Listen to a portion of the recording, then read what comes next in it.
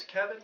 This week we'll be discussing the 1988 action drama classic, Over the Top, starring Sylvester Stallone, Robert Loggia. The list goes on and on. It's really an all-star cast. For those of you joining us for the first time, the B-Movie Club, what I like to do each week is go on into my Netflix queue, see what kind of bizarre, oddball, off-the-wall movie I haven't seen in about 15, 20 years, and I dial it up for your enjoyment, okay? I post it on our page on Facebook, and you guys can rush out to your video store and check it out. Watch it. Send in to me your favorite scenes, favorite quotes, anything else you want to say, and we'll talk about it on the show. Like I said, you can reach me on our page on Facebook, Original B-Movie Club. Also, you can reach me at Twitter at KD9575. That's my initials and my birthday. And don't forget to go on to our page on YouTube and subscribe. It's absolutely free. That's at Kevin D. So there you go. Check it out. Spread the word. The more, the merrier. Over the Top. In this movie, Sylvester Stallone plays Lincoln Hawk, or Hawks. It kind of goes back and forth depending who's saying it. He's a long-haul trucker. And, I mean, granted, I don't know that much about trucking, but is there such a thing as a short-haul trucker? That's somebody who just drives across town? I don't know. Does that mean anybody who drives a truck? I don't know. Anyway, if you drive a Toyota Tacoma, are you a truck driver? Maybe. I'm not here to judge. He's a long-haul trucker who, over the course of his life, he was married and was estranged from his wife in circumstances that are kind of not really explained over the course of the movie, and hasn't seen his son, the product of their union, if you will, in 12 years.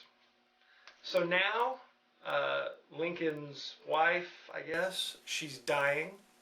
So the young kid, his son, has graduated from military school, so he's like 12 or something. So he's graduated from like junior high, and because the mom is dying, she wants the estranged father and son to spend some time together before she finally kicks the bucket. So the way she's going to do this is he's going to pick the son up from the military school and drive him across country in his truck, and therefore they'll get to know each other and appreciate each other.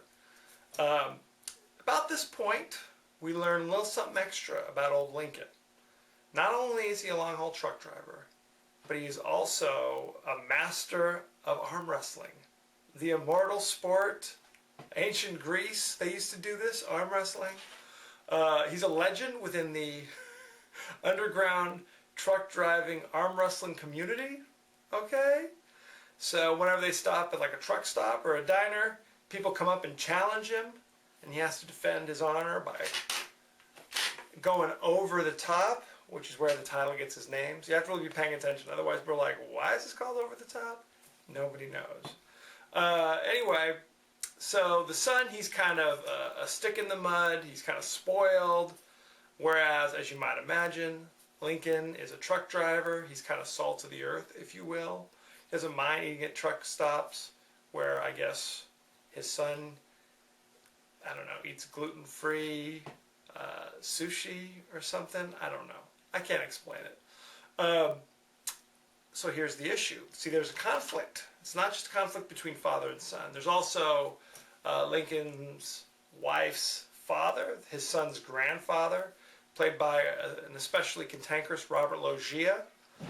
He is evidently the reason that the two lovebirds were driven apart, if you will, because he was just such a pain in the rump. He feels that Lincoln ran out in the family, perhaps justifiably so, in that he has no role to play in this. So there's there's this family stuff going on. Lincoln is trying to save up money to go to the World Arm Wrestling Championship. I know you're a big follower of that. You watch it every year on ESPN Ocho. He has to get to Vegas. He needs a certain amount of money. It's like $7,000 or something, however much it is, to sign up for the World Arm Wrestling Championship in Las Vegas. And if he does that, he'll be able to leave truck driving behind, open up his own company of truck drivers, I guess. I don't know. I don't want to spoil everything. I don't want to give you everything that happens in the course of the movie, okay? Those plot twists, the shocking ending that people are still talking about. It is still streaming on Netflix, so you can rush out and see it if you have not seen it yet. I remember I actually saw this movie in the theater back in '88, okay? When you're, 13, like I was, this makes a heck of a lot of sense. An arm wrestling movie. When you're 37, like I am now, an arm wrestling movie doesn't seem to make a whole lot of sense. Like, literally, I'm sitting here watching this going, like, how did this movie ever get made? And I actually looked this up. Stallone didn't want to do this, as you might imagine. He was just like, an arm wrestling movie? Are you kidding me?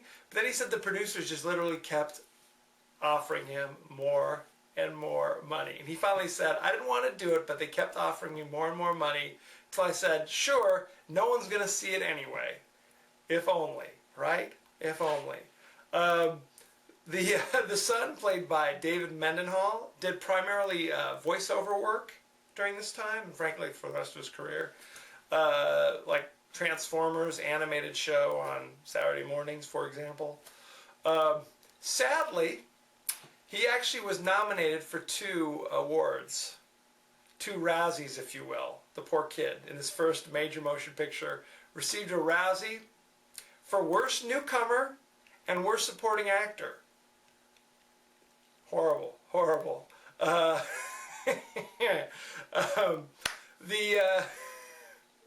Good Lord. So there you have that.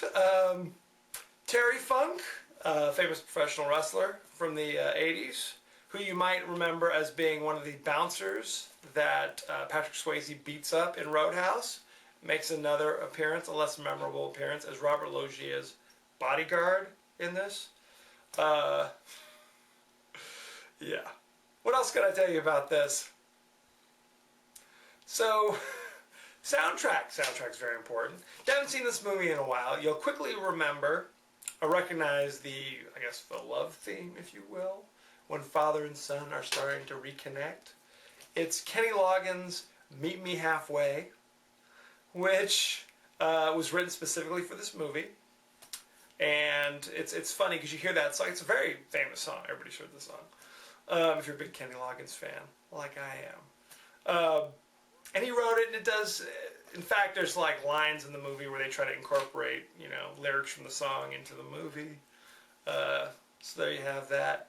There was another kind of the victory song called Winner Takes It All. It was originally recorded by the lead singer from Asia, but when he was done, the producers thought it just wasn't mean enough.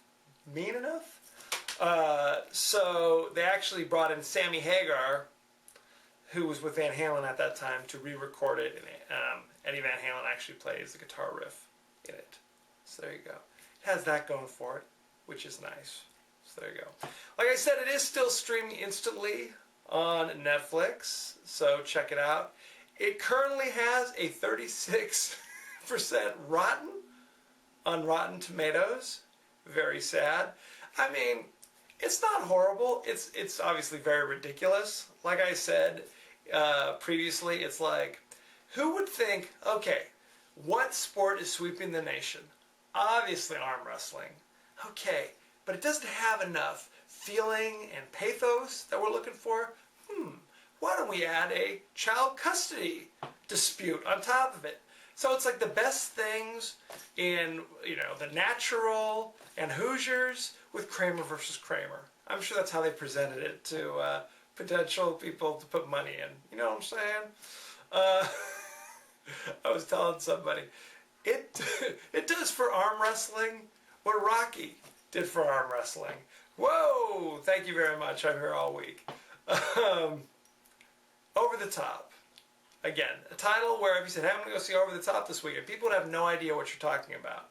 Evidently, it's arm wrestling lingo for when you go over the top.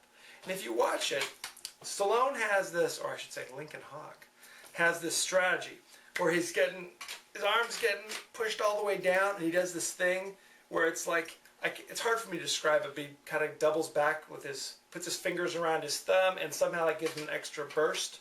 And before he arm wrestles, he's always wearing his trucker hat. He turns it around like this, and that's like his alter ego. It's flipping a switch, which really gets him ready to go over the top. The problem with all sports movies, really, at the root of it, is that at the end of the day, spoiler alert, the hero wins. So what are you going to do? You know what I mean? Especially when there's so much on the line. It's like he has to win the match to get enough money to open up his trucking company, I guess. And he has to open up the trucking company to have a job so that his son, he'll be able to support his son, I guess, is what it all comes down to. They're not going to have him lose. It's like, oh, damn, I lost. Sorry, son, you have to go live with Simon Legree or Scrooge McDuck or whoever your crazy grandfather. I guess I'm going to go be destitute on the streets of Las Vegas instead. Sorry. That's not going to happen. Perhaps it should have, though. You know, I mean, that really freaked out the audience. Anyway, it is still streaming instantly on Netflix. Check it out. Next week, I'm going to the horror/comedy genre. We're going to be doing An American Werewolf in London. I've been doing a lot of werewolf movies lately. That's cool. Directed by John Landis. It also is still streaming instantly on Netflix, so check it out. Send me in your favorite scenes, favorite quotes, and frankly, any movie suggestions you have going forward. You know what I'm saying? I'd love to hear what you have to say. We're going to try something new next week. We'll see if it works. Those of you who follow on Facebook, you know I've been trying to figure out a way to communicate with B Movie Club members through Skype. So we'll see if we can get it to work. If we do, we may have a special guest. We'll see. I don't want to spoil it. So there you go. As you know, I end every episode with a totally out of context quote. And here it is. The world doesn't meet anybody halfway. If you want something, you have to go get it.